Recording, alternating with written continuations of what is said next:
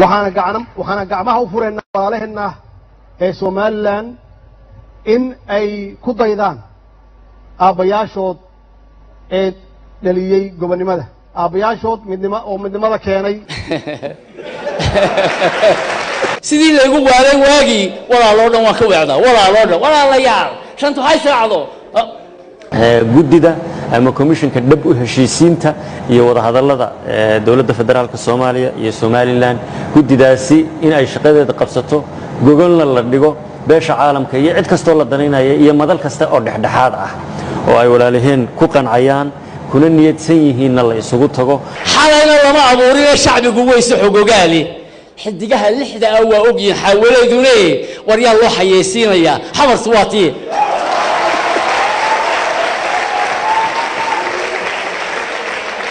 waxa xaqiiqo ah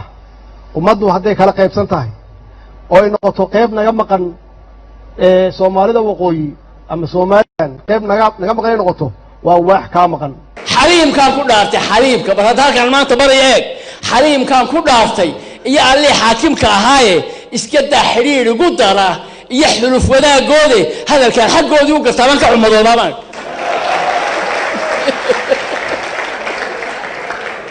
dalkii waa la wada yahay haddii la wada jirayana lagu wada jiro sifo sharci iyo dastuuri ku dhisan oo la wada hadlo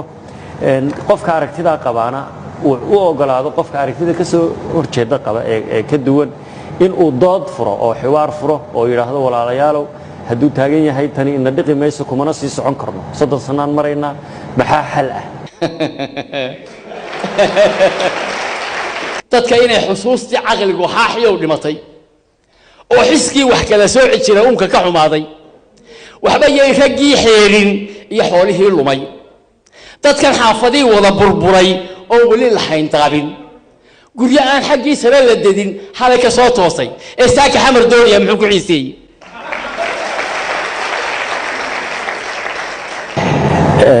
aragtida ah midnimada iyo kala taga waa fikir dadka Somaliland ka soo jeeda ay ku kala duwan yihiin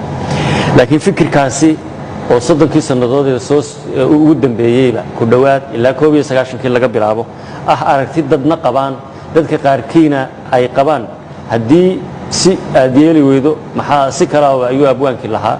uu aceena maxaa lagu dayi karaa oo kale war 30 sanadood miyaan meeshii u taagnaanayna xoontay dugaa ku arkayaan xoolahan geline xayawaana bahalaa wax cuna